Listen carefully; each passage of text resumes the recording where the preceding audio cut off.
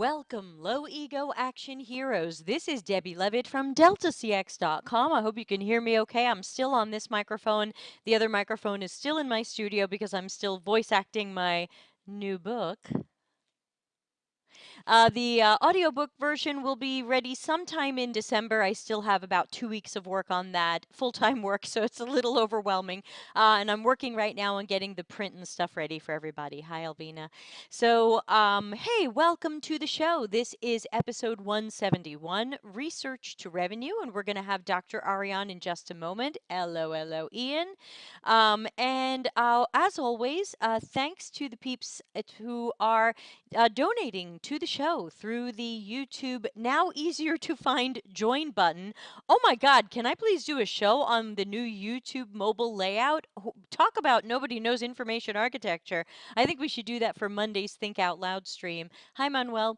But thanks to everybody who's giving to the channel. Delicious chocolate chips are all for me thanks to your kind support. Plus, I pay for my streaming software. I've also moved the chat to the middle of the screen so that it's not over Dr. Ari when he joins, but now it's over me. So anyway, bad planning. Hello, Malika. So let's get Dr. Ari out here. We know that we can talk to him for hours on end, but in this case, we have a narrow topic. So here we go. Dr. Ari, tell us who you are. Hello, my name is Ari. I am a research leader at Twilio currently, but I am a I'm the Sherlock Holmes of consumer and market behavior. I'm a retired police detective turned market detective, and I'm excited to be here to talk about this topic today. I think it's really timely, given what we're seeing in the market and seeing kind of some of the trends in research. Yeah, and for those of you who are up and coming Dr. Ari fans, he was previously on the show talking about democratization. So if you want to find that show, please head over to YouTube and just type Delta CX democratization. And I'm sure our episode will come up and you can check that one out. It was the 12-inch dance remix. We went extra long on that one. So this one is research to revenue, I think, because you have a course of the same name. Is that course still happening for people who are interested? Yeah, I am going to put on a research to revenue cohort based course early next year. And it's based on the idea that businesses don't want research, they want to make profitable business decisions. And so creating a research function that is valued by stakeholders and generates revenue for the business is the standard, should be the standard. And so I am putting on that course. It'll be early next year. And I can get a link to you by the end of this by the end of today. Yeah, or people can just always LinkedIn stalk you because I'm sure that they will. I'm sure you'll announce it there. So everybody look for Ari, Ari, last name Zelmanow. Hopefully I got that right. So You let's did. talk about research to revenue. It sounds like, and I'm just guessing here because I haven't taken your course. It sounds like we're talking about how to tie research to business goals and profit and getting buy-in. Can you tell us a little bit more about that? Yeah. So typically, what I've seen in research is that researchers are really good at working with stakeholders like marketing or product. And the research ends up being very, very tactical and tied to specific outcomes that aren't at the business level. And so at the business level, you and I have talked about this last time, and I'll bring it up again, is the ROI is revenue. Businesses want to make money. But how I translate that is businesses want growth. Businesses want value, business value, which is the proxy for that is usually customer value, but customer value translated to business value. So growth, value, adaptability. So they want to be able to adapt to macroeconomic conditions, risk mitigation. So they want less risky things because risk equates to loss of money, and speed. If you tie research to those things, you get executives and people at the top level of the business to take notice and listen, because those are the things they have to report on and those are the things they care about. If you look a level deeper at most of the other projects that we're working on, you just have to think like a pirate. And the pirate metrics are acquisition, activation, retention, referral, and revenue. Every research project, And it's everything we pirate should do, because. are. Hold on, wait, I have Uh, something for that. Thank you. um, so every business, every research project should map to an outcome like that. And if it doesn't, what you're going to end up doing is creating tactical stuff that doesn't get noticed and gets buried. And then what will happen is you then are confronted with looking for these fancy, expensive bullshit attribution models where people are looking to how do I tie this to a business thing that they care about? And they'll make up all sorts of fancy mathematical things. Um, but if you tie research projects to those outcomes, ROI is just natural, just naturally happens. Oh, I want to jump on something here that I just wrote down. I've noticed that it seems to be you and me and very few people reminding everybody that ultimately any aspect of UX, research, design, whatever, has to tie itself back to those business goals and metrics. Business wants to see making money and saving money, or saving time, which is money. But so many people are caught up in, hey, researchers, hey, UXers, you have to create empathy. Hold on, I have to set off my empathy effect. You have to create empathy, and you have to run workshops and get more people to feel empathy. Can you give us your perspective on the whole? I guess maybe over focus on have empathy, create empathy. Yeah. So empathy as an outcome is not businesses don't care about that, and it's painful to hear maybe, but empathy as a value driver, as driving value for the business matters. So there's two things I want to call out there though. One is I think researchers are pulled into these projects and they think that well, it's implicit that it's tied to some sort of business outcome. But you can't rely on implicit. You have to explicitly tie it to it. You have to explicitly state it. And empathy, I'm not minimizing the importance of having customers that you care about customers or you care about the friction points. What I am suggesting though is calling out empathy as the means to an end is dangerous for a lot of reasons. One is it shows a disconnect from the reality of business. If you spend $1 million to create empathy in a customer, but you only make $10, well, then empathy doesn't really matter, does it? And so this is the problem with focusing just on empathy and not tying it to or considering it in the context of the larger business issues surrounding it. Yeah, because if we think about the things that always, the language we hear around the business, we hear KPIs. And I've never in my career, I don't know about you, but I've never in my career seen we have an empathy KPI. No, and it's funny you say that because there's proxy measures that people might suggest. Like I could imagine somebody going against what we're saying today, saying, "Well, isn't NPS or CSAT a measure of empathy of some sort?" And I would say, no, it's not. I would do. It's a leap. But what I would say is that if without explicitly linking empathy to a business metric or something that the business cares about, what you're doing is you're driving toward the wrong metric. There's something called Goodhart's law. Goodhart's law basically says that if the measure becomes the focus, you end up optimizing for the wrong thing. The most popular example of this is in call centers, where, okay, we want to reduce call center times. And then all of a sudden, call center people are just hanging up the phones to get their call times down, but it's not solving the problem.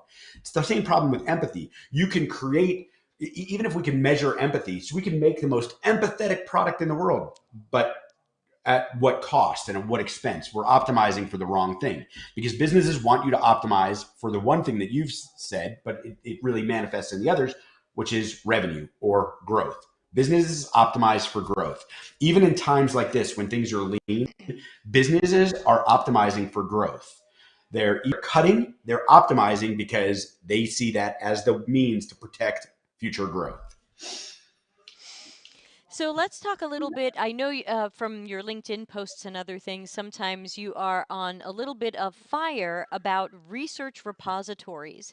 And of course, research repositories are hot, they're popular, everyone's hearing buy one, get one, use one. And, we're solution agnostic here. So whether that's Confluence, Dovetail, Enjoy HQ.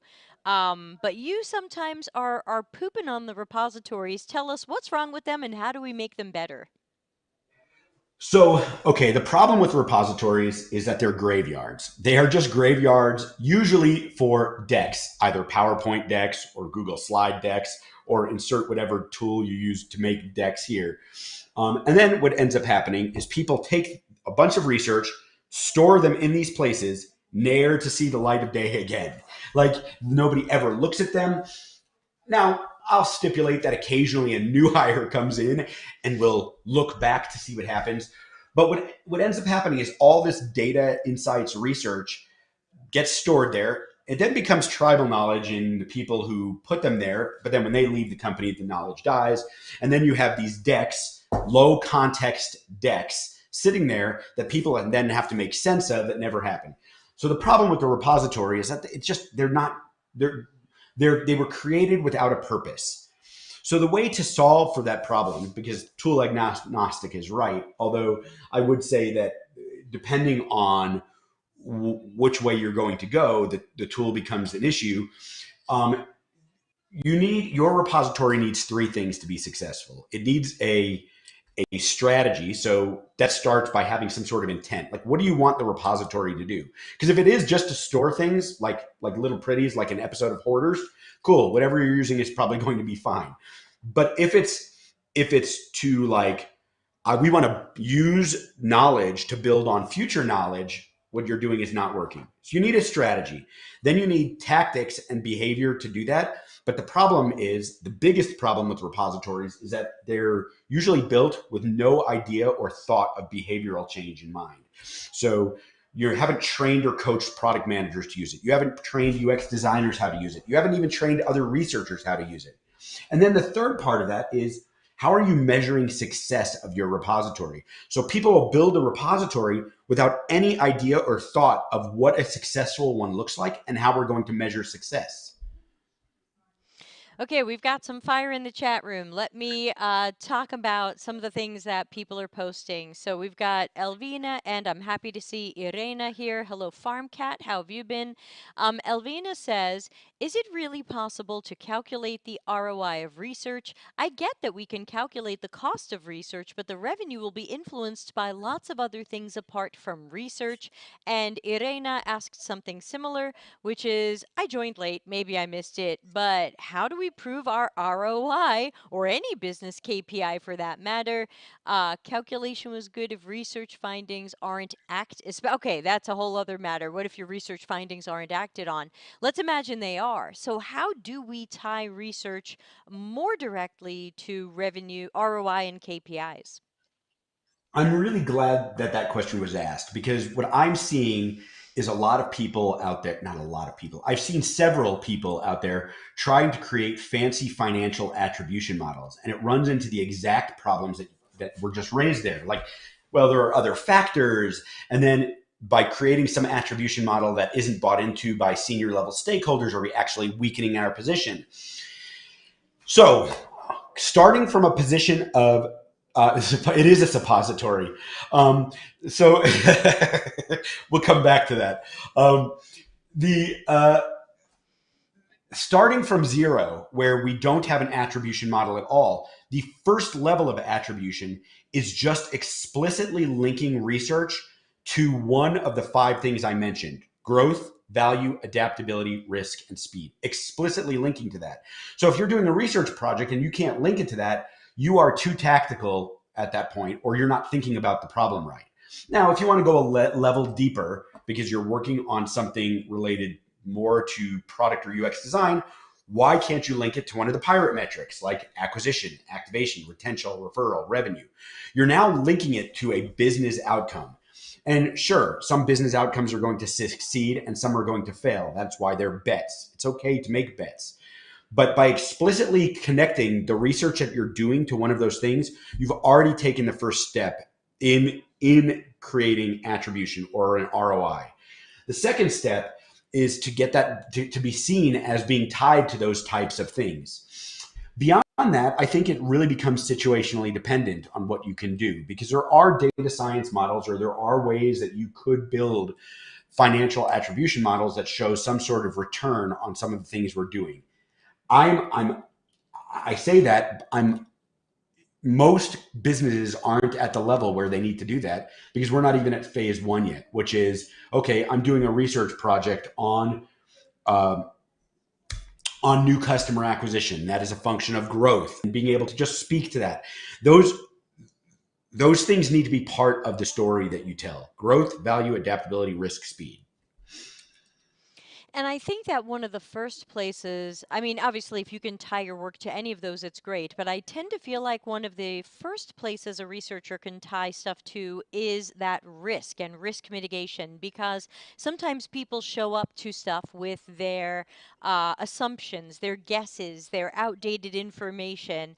And a researcher is able to say, aha, now that I've watched some people or spoken to some people or usability tested this or whatever the research method might be, uh-oh, this isn't the way we thought it was, and if we continue forward with the project like this, it is likely to fail because we now know it's not the right solution. And I think that's one of the key places where we can show that we are helping to find and mitigate that risk early. 100%. And I think that's a good point. You also have to think about that we're starting from a place of research having not being able to point to the ROI right now. So anything is better than where we're at today. Now, the refinement of, like, okay, can we show for every research dollar spent that there's a dollar and 10 made? I think that that's an advanced move. So going back to something that you and I talked about earlier, but bringing it forth, is we have to master the fundamentals before we can become advanced. And one of the fundamentals is initially being able to tell that story of the research we're doing is a risk mitigation tool. Today, we have a low level of certainty on whatever we're studying. The research, pulling together this data, doing this primary research, using this secondary source, we're increasing our level of certainty in this decision. And by doing that, the next phase of that is, okay, if we didn't do this, what is the cost of having 10 engineers over the next 8 weeks build the wrong thing, or what is the cost of tech debt in the future?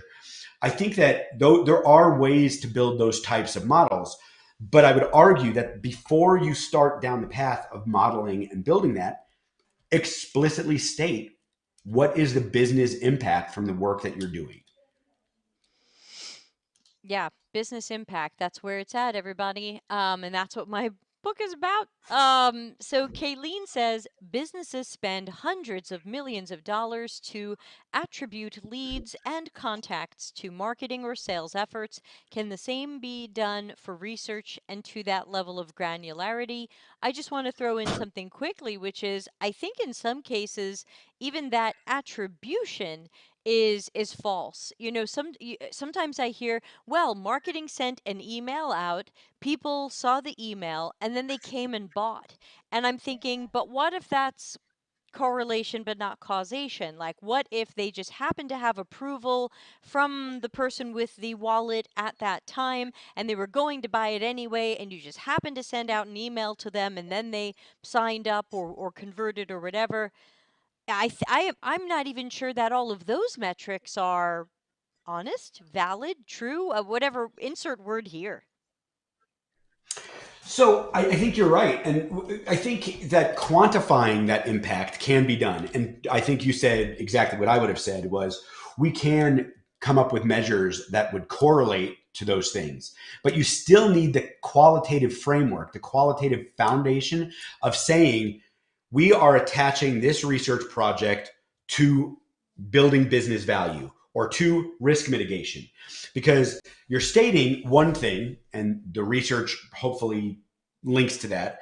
And then you're going to use these quantitative metrics to kind of back that up. It's additional evidence. It's increasing the level of certainty on attribution. Now, are we ever going to be able to say definitively this research accounted for $500,000 in new revenue? I think that that would become a debate or an argument. But I think that if you don't set the foundation, you're introducing that argument earlier than it needs to happen. Like, I think that there are several things that need to be done to be able to have the point of view that we research does have an ROI on the business for the business. Yeah, and you just maybe I wrote something else down. I've been doing some private coaching with a UX researcher, and they were asked by their company, "Hey, we have this product that we made, and it has competitors, and we're losing or leaving on the table millions of dollars because we're not seeing the utilization of this product that we expected. Can you find out why?"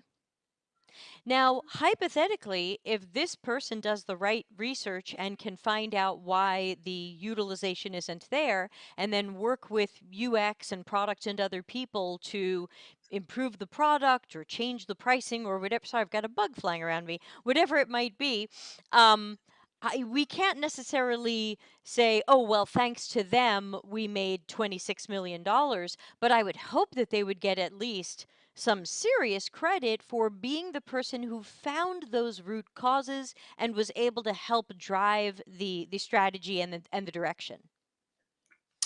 Yes, but that's why in the beginning they need to tie the work they're doing to growth, value, adaptability, risk, or speed. They need to be guiding the narrative and telling that story as it's happening. Because as you just alluded to, and it's true, let's say you're the researcher, you're coaching does everything right. The research is spot on. We believe it to be 100% accurate. It's going to move the business. The business doesn't action on those things, then it doesn't matter how right the research is. You've got to be able to tell the story and the narrative to move the business in that direction. And then by staying connected and being that that advisor, the consil I got to say this right because I consi help me Oh, cons, consigliere. consigliere. See, I'm working on this because of my Italian coaching. So it's yes, by being that advisor, you get to be part of that narrative throughout. And by not being that advisor, by not having that point of view, you end up letting somebody else tell that story. And when you're not part of the story, then research ends up being the afterthought. It ends up being like, well, UX design did this, product did this, marketing did this, and research gets forgotten, which is a problem. Yeah, and another thing that I think is going to play into this is, and something I go into my book is the empowerment of the team. I think very often when good things happen at companies with projects, it's thanks product manager or thanks engineering. So, Ari, do you have any advice on how UX researchers and designers can be part of the celebration wagon when the good things happen? Yes, and it happens long before the work got done or before the outcome has happened. Research needs to be seen as that senior advisor, the right hand, the consigliere. They need to be positioned. They need to reposition the function not as a support or service function, but as an advisory function like Bain or McKinsey consultant internal to the business that is helping the business make more informed and less risky business decisions. And when they're part of that and part of that conversation, like research isn't just about like going off, doing a quick primary research project, delivering data or insights, and then stepping back. They should be working on how do we action on this? How do we apply these insights to the business for the biggest impact? And if they're part of that conversation throughout, that being part of the celebration becomes a natural byproduct of that. It'll naturally happen. I'm just gonna do a quick hard right turn to do a quick Italian lesson by having my Italian soon-to-be husband pronounce the word for you. This is Yes. consigliari, people who give advice. Consiglieri. Okay, you're gonna wear this and you're gonna say it nicely for everyone, Italian man. Hello, I'm an Italian man. Hello. Hi. You have one, it's a consigliere, just one. Consigliere. Consigliere, it's a one. More than one, it's Consigliere. consiglieri. So ends with More than E one. for single one, ends with I for many of them. Okay. That was a quick lesson. Thanks for I showing like us the about lesson. Italian. Thank you. You're welcome. Back to you. Thanks. Bye. Bye. Quindi, Consigliere. I love it. there. Hope you don't mind. Consigliere, consigliere, consiglieri. Okay, ciao, grazie. All right. So Irena says, although business people often dismiss researchers and look at PMs for advice, unfortunately, and in my experience, PMs try to be the intermediary between the business and the research, which deepens the problem and misconception of what we can do as researchers. Maybe there's a question in there. What do you, hey, research to revenue, what can we do about some of the misconceptions about researchers? Some of that comes from coaching. Some of that comes from consulting. So the difference, uh, coaching is more helping others arrive at their own conclusions about something. Consulting is having a professional opinion about something, like I have here. Um, is really educating the business about what research is and what they can do. The problem is that a lot of times researchers come into a business, it's a very immature organization, and immediately designers, product marketers,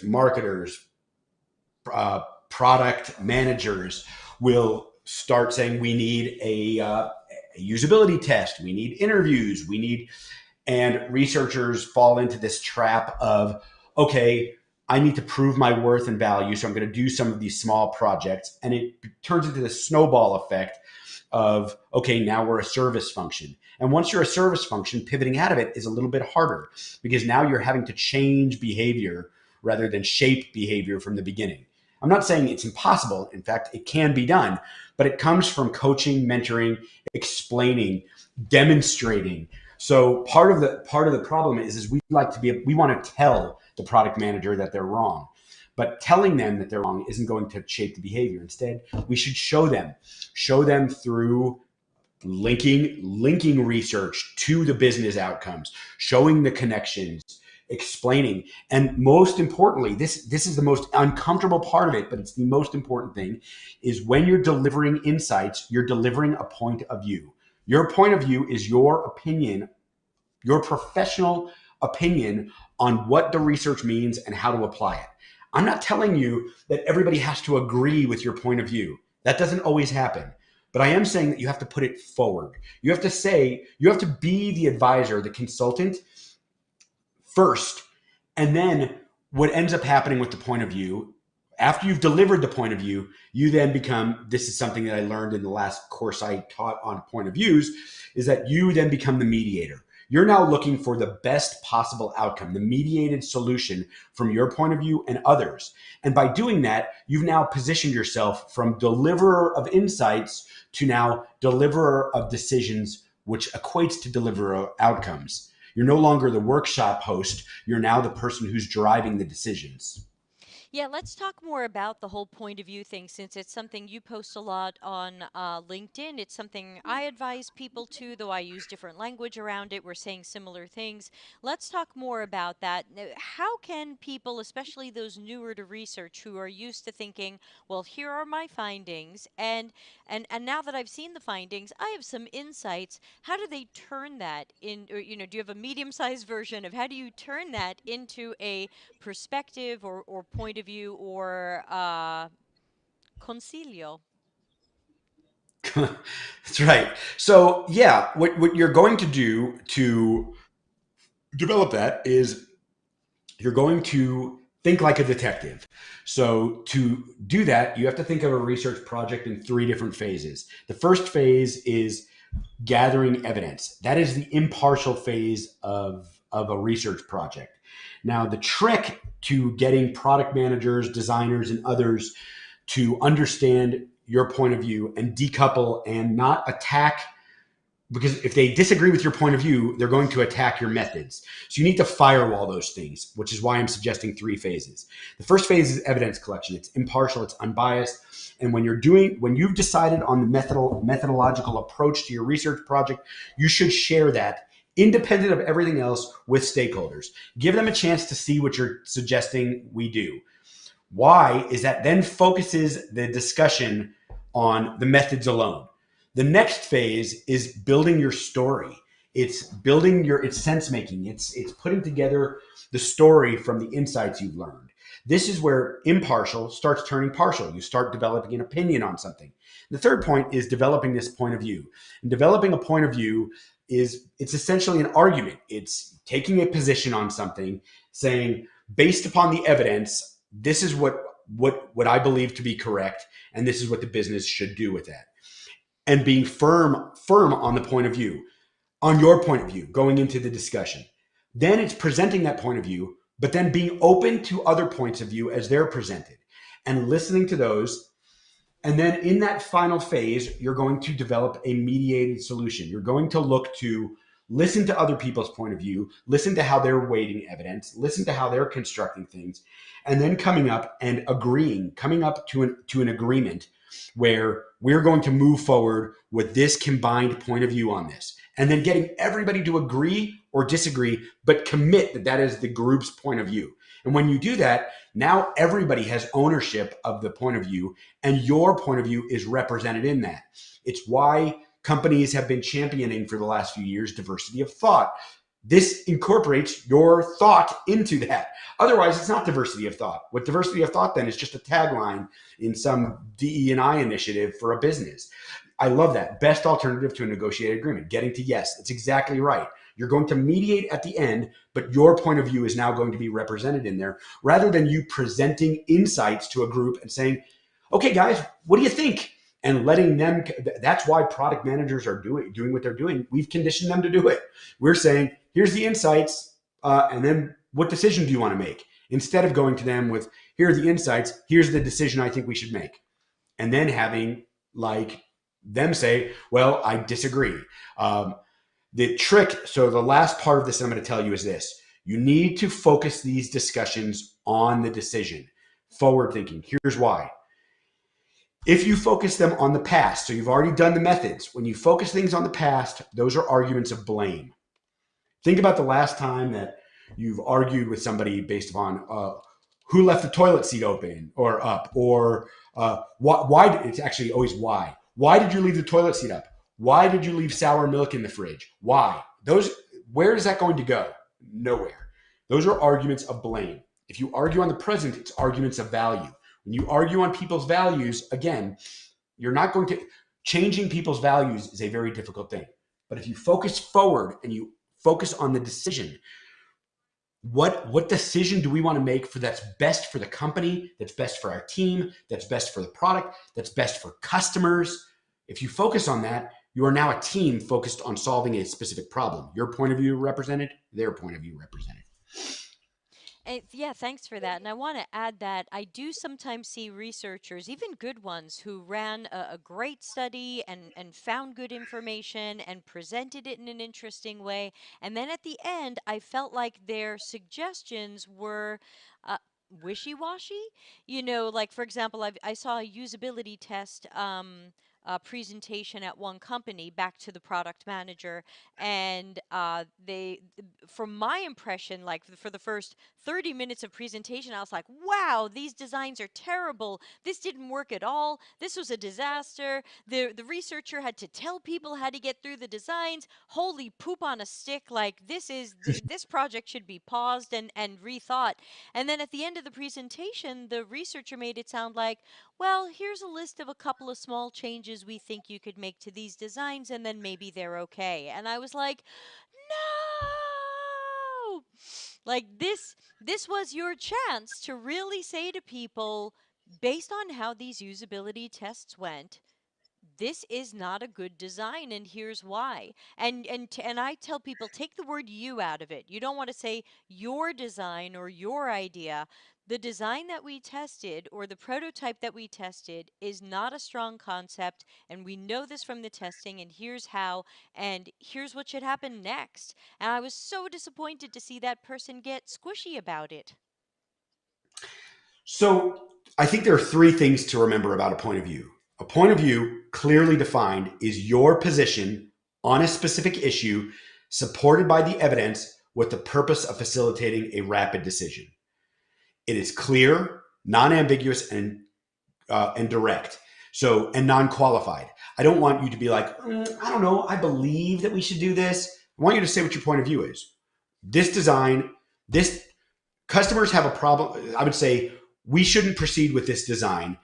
Here are three pieces of evidence why. And ideally, your point of view, it's not a one-sided argument. People misunderstand that a point of view is taking a hard-nosed, hard-line approach, saying it's my way or the highway. What it is a jumping off point for a variety of conversations. Because if you don't do that, what you're leading that to is you're saying, you're coming in with no story. You're leaving it to everybody else to create the story. And when we don't have a position as research, well, yeah, that's why we're not seen as senior advisors to the business.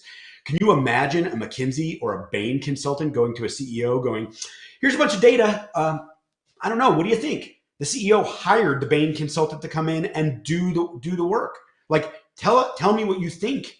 The CEO doesn't have to agree, but the CEO wants to hear the point of view because they see the Bain consultant or the McKinsey consultant as a senior advisor to the business. We're just not seen that way because we're not positioning ourselves that way.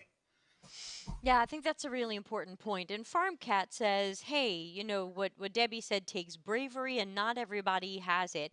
I will say that after I coached that person, they felt like next time they could say something a little bit more strongly and to be able to. I said, you don't have, I said, do you understand that your research reports or presentations don't have to have a happy ending?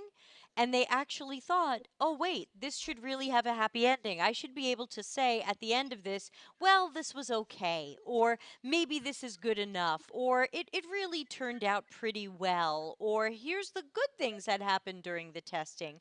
And I said, it doesn't have to have a happy ending. It's important for it to have an honest ending where maybe at the end of the story, it's, hey, unfortunately, it looks like this design was very difficult for people to use. They were asking me for help. They asked me to explain it to them. Even when I broke the rules and explained it to them, they still couldn't get through it.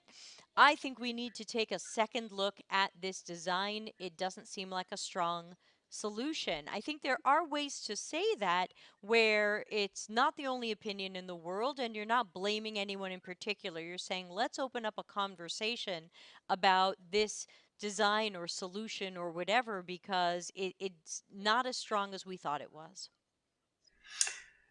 Exactly. And I think to that point, it does take bravery. And this is one of the areas that I've been thinking a lot about lately. And I've been thinking about how to build either a coaching program or how we can build around three things that researchers need. Researchers spend a lot of time thinking about like, well, what method should I use? Like survey problems, they're constantly talking about methodology and other things. But there's really three areas where this helps, and that is confidence. You need to have confidence. And confidence, I recognize that you need to have psychological safety to be able to have these conversations. And if you're working in a place where you don't feel psychologically safe, that is a whole other issue. But a company wants your point of view. Like a good company wants to hear it. They might not agree with it. And yeah, if you present it like a bull in a china shop and you are aggressive and rub people the wrong way, you're not going to be very influential. Which brings me to the second point. You need confidence. You need communication. You need to be able to communicate three ways. You need to be able to communicate up, laterally, and to junior or I hate the word subordinate, but that's the point. And then the third thing you need, and it's something you poke at, I think, weekly, is critical thinking. You need confidence, communication, and critical thinking. And those three things I think are under trained. And I think uh, the to be a successful researcher requires three things, three Qs. I call it the Qs. Requires EQ, which is emotional intelligence. It's the ability to listen, empathize, like communicate well with others. The second is IQ. I use IQ as the example, but it's not really intelligence. It's craft. It's you need to have a basic foundational understanding of research methods, whether it's qualitative, quantitative, whatever your specialty is. And the third, and the one that is that this is the problem we're talking about today, is OQ, which is organizational quotient. It is the ability to navigate business politics. It's the ability to communicate and up, sideways, down, around, and move the business the way you need to. Starting back with growth, value, adaptability, risk, speed, knowing the language you have to speak to do those things. If you don't have EQ, IQ, and OQ, and you're not evolving and developing in those three areas, you're not building a strong foundation for leadership, for research leadership. Yeah, FarmCat says study martial arts, but outside of that, Kayleen says, what do you do if you give that recommendation and they say that's unrealistic? Who's responsible for creating a roadmap to show people that the new direction I'm asking for isn't so scary? I have an answer to that, but I want to hear yours first. Um, well, I think my answer to that is if somebody says something's unreasonable, um, my first question is why, or what about this is unreasonable, or what are your thoughts on a more reasonable approach and why? Like I would start doing some diagnostic questioning there. But leaving that for a second, whose responsibility is it to build out the I guess the roadmap showing the outcomes? Well, I think that depends on. I don't think it depends at all. I think that it's our responsibility to paint the picture of what the world will look like with good outcomes from the work we've done. And it's also our job to paint the worst outcomes. So I'm going to use an analogy or metaphor here. If you're the physician for the business, you're the doctor. You're telling the doctor, we've run these tests. You're telling the business, the patient, we've run these tests. This is what you should do. If you don't do that, you could die. If you do that, you could be healthy. Now, the business, the patient, is going to do what the patient is going to do. They're either going to listen to what you said or they're not. But it's our job, it's our ethical and moral responsibility to tell the business what we think is going to happen. Patients aren't always going to listen. I think it's very, very important, though, that we're explicit about these things, that we make sure the right people have heard this, and then after that, how you continue to get support and buy-in from your stakeholders is once the decision is made, whether you agree or disagree with it, you commit and help the business move forward with whatever decision they made. And what I would add to that, thank you for that. What I would add for Kayleen's question is who's responsible for creating a roadmap to show people the new direction I'm asking for isn't so scary? I think that what I would probably do is before I do the presentation to the larger group, if I'm the researcher, I would probably team up with some UX designers or leads or maybe even a manager and say, let's map this out. What would it look like if we followed my suggestion and we did this and then this and then this and then this? Let's work on that together. I don't want to guess how much time you need to do things. You know that better than I do. But let's work together and let's have a plan. Because I think another problem that I see with some of these, the advising or the points of view, is people say, well, this is all left up and the research went wacky and looks like our design is terrible. Now what? And I think that part of that point of view should be some sort of strategic plan of what next. But again, it may not necessarily be up to the researcher in a vacuum to decide that. But I think the researcher can team up with other people from UX, like if there are other designers or content or whoever, and say, let's come up with a plan so that when I give this presentation, we can say, here's what this would look like if we followed this advice. Which brings me to 2 points that I want to hit that on. One is don't conflate outputs with outcomes. Don't conflate outputs with outcomes. What that means is if we need to reframe what research is actually delivering. The delivery of research should be delivering decisions or outcomes, not decks, not like doing that. The second part that I want to bring to that is it's a really good point you make, is it goes back to one of the Qs, OQ. You need to know what works in your business. Some businesses work like Game of Thrones, where there are 7 houses and you need to work with the houses ahead of time before you present. So I worked at Panasonic. It's a Japanese company. When you go to meetings, decisions are made before the meeting. The meetings aren't for making decisions. There's a lot of, I think it's Nimawashi. There's a lot of conversations that happen ahead of time. You need to work within the culture of your organization to drive those things. I'm not suggesting that you torpedo or bulldoze or come in like a bull in a china shop and try to change everything. What I am suggesting, though, is that you do work within the confines of your business so that you can have your point of view and your point of view is represented. Because the point of view that you come with is the point of view of research. It's the point of view of we've got evidence and data that suggests a specific course of action, and this is the course of action it suggests. Was there a second point, or did we get both? Those were both. Just checking. Okay. Manuel says, what do you do when they disagree and decide to do what they want, irrespective of research? Yeah, that can happen. Just going back to my analogy, the guy that's been smoking for 40 years that you tell that's got to stop smoking or he's going to die might continue smoking. But as the physician, it's your responsibility to give the advice and counsel anyway. With the business, what I think is very important is a few things. One is you have to make sure that you've been very clear, non-qualified, and non-ambiguous and direct on what your point of view is. 2, you need to make sure that the right people, and the decision makers in the business have heard that and that you've come together, you've discussed it. And then 3, you need to say, okay, I understand. We'll disagree and commit. But you need to continue, like following up on that. Just because they don't agree on the first one doesn't mean that you stop developing a point of view. Sometimes businesses are going to do things that you don't agree with or that I don't agree with. And you know what? That's okay. What I'm suggesting, the effectiveness of what I'm suggesting comes not from doing something one time. It comes from the compound effect of doing it over time. You need to be seen as that advisor, and you'll know the day it will arrive when people are going to be turning to you and asking, what's the point of view of research? What would be the impact on customers? What do we think the market impact of this would be? And once you're starting to get questions like that, well, now we've elevated. That's a great point, something for people to listen to. What I would suggest for something like Manuel's question is there are many times where I recommend things to companies that they don't do. And usually I say, well, I'll just give this to you, I'll just document this, and you can have the document. But I think it would be really important for us to make sure we have success criteria and metrics.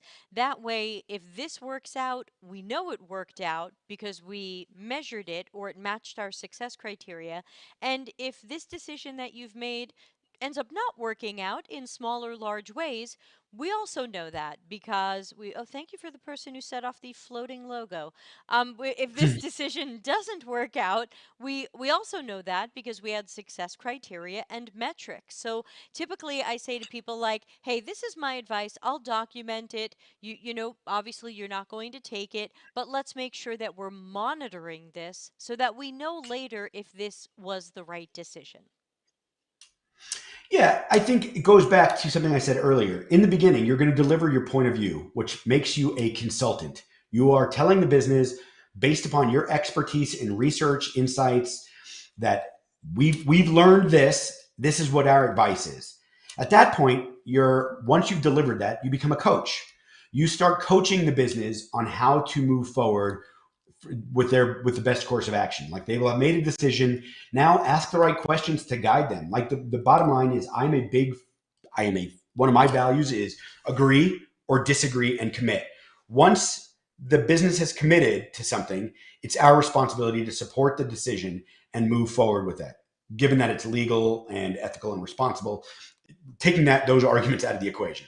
But disagree, and I hear that's a way for people in executive power to exercise their power. I don't really see it that way. I see it as once a decision is made, you can either continue to rail against it or you can support it. This is why you have to present your point of view on the front end because I think everybody should be heard. And that I think is it's an important thing um, to realize. I also recognize, and I'll say it again, that this is predicated on feeling safe within the business and feeling like you can have a voice. Some businesses, if you're not safe and you don't have a voice, the privileged version of me would tell you to get out and leave. I recognize that that doesn't exist for everyone, myself included. So I'm not telling you the privileged version. I have a mortgage and and everything else to pay also. But I would say that that's probably not your forever home. Little puppy. Lots of great comments here. Let me just read a couple quickly. Farm Cat says these issues are analogous to a career in safety. You make a recommendation and lay out the risks and consequences. The business makes the decision based on a risk consequence trade off. The documentation suggestion is also a common thing within the safety field. UX and safety are quite similar. You saw Hung's comment and you reacted to it. I just wanted to tell a quick story before I read the other ones. I was consulting for a small local store many years ago, and I learned through my time there that many of the male employees were sexually harassing many of the female employees. And I went to the store owner and I said, "You're also sexually harassing the female employees, and everyone is just modeling you. So you need to stop this. You need to stop this and make it clear that this is unacceptable. And if you're not going to do that, then you better get a lot of insurance because you're absolutely going to get sued because everybody here is being mistreated." And he literally said to me, "I guess I'll look into the insurance." Yeah, that's awful. That's absolutely awful. But it goes to the point also though that like aside from the legalities and the just how repugnant that is, I think some places just aren't going to. They're just bad. They're just some bad people and bad places, and those we need to separate ourselves from them. Yes, that relationship didn't last too long after that. So we've got a question from Janice and a question from Lonnie, but I think Lonnie's is a little bit more of a follow-up question to what we were talking about, so I'm going to take Lonnie's first. And that was, can you speak more to the next steps after disagreeing? So after disagreeing, I think it's important that you make sure that the right people are notified or are aware of the disagreement and decision. So once it's elevated, let's say we're at the point where the decision is made. The decision has been made. We're going to move on. We disagree. I would document clearly that I would make sure that what your opinion and point of view is documented clearly. I would then recite and say, like for me, the second part of that is I would make sure that it's very clear that we know what the decision is and the path forward is. Because what's untenable for me is that, well, I disagree, but I'm not going to make a decision at all. So the decision is made, and then I need to find out what I need to do to support the next steps in that decision. Are additional research needed? Is it coaching? Is it consulting? Like what's next? What is required or requested from me? And I think that those are generally the next steps. It'll also really depend on your company and the role that you play. Like I think that again, it's important for us to be advisors to the business. And that means that unless you're quitting and leaving the company because the decision isn't how you went, to figure out how you can best support, make that the best decision possible for the business, even if you disagree. Thank you. And we've only got a few minutes left, so we'll take Janice's question and then we're going to have to run. And Janice, I'm just going to practice your last name, Manyalak. How did I do? Because I'm going to have to say it in my audiobook. Janice says, "Hi, Debbie. Hi, Dr. Ari. Have y'all ever managed to convince a business with your point of view, but their follow through on next steps somehow faltered and was less successful than you imagined?" Yes, many times, and it's Great.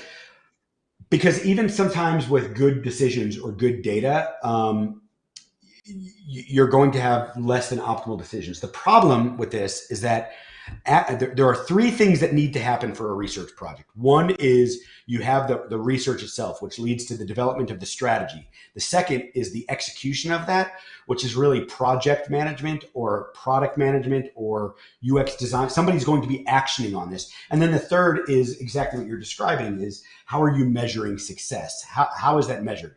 Every research project ideally would be thinking about addressing those three things. There'd be a research outcome or objective, there'd be the research itself, and then there would be some way to measure success. What I have found in the past is that project management part of it we're pretty decoupled from, which is why I suggest being an advisor throughout the project, like thinking about your involvement and how you can help push things along, or how you can continue to advise or coach the business to continue to action on those things. It's why researchers shouldn't be just delivering data or presenting insights, but delivering counsel, because a Bain or McKinsey consultant is going to stay connected and dialed in on the initiative to make sure that the initiative drives through. And the final thing I'll leave you with is a lot of that is organizational change or organizational initiatives, which we could do a whole call on just behavior change for businesses. And I think that there are some considerations that need to be taken there as well. And Ekta says, where do you document these decisions and recommendations? Uh, I have used special Notion or Coda, I don't want to call them repositories, but places where we've stored recommendations and make one pagers so that the business knows. That way they're not digging through a repository. We've made it very searchable. I'm happy to share how that's worked. If you reach out to me on LinkedIn after this, or reach out, if you go to my website, which is just arizelmanow.com, and you'll see my email address there. I'm happy to show you how we've done that and how I've stored that, with it being less repository like and more like, hey, I had a database of our points of view. Every point of view that we ever developed, tagged, linked, and understood, was easily accessible by executive leadership with a summary. And so it made it very easy to be able to discuss those things. Got it. Well, we are out of time, so let me just remind everybody quickly that we have tomorrow's show is Critical Thinking Stream. Monday is Think Out Loud. I think I will tear apart the new YouTube mobile stuff, because yikes on that design. Tuesday will be Office Hours Ask Me Anything. I'm supposed to have a special guest. I'm just going to check that he's still available. Next Wednesday is Darren's Chit Chat Hour, so I'm not doing a show, so you don't have to pick one of us. And I don't want anyone to have to pick a favorite. Let's see. Other than that, don't forget to put in your calendar December 2nd for the big exciting live stream premiering the new book. Lonnie says, can we have that talk on changing business behaviors? I wonder if this overlaps with Debbie's transforming toward customer centricity. I don't know. Ari, want to come back and talk about changing business behaviors? We absolutely could. I think we could talk about changing business behaviors and like the organizational psychology and organizational development processes that you can use to help kind of shape or change those things, get adoption, widespread adoption. Kind of ties to the repository talk.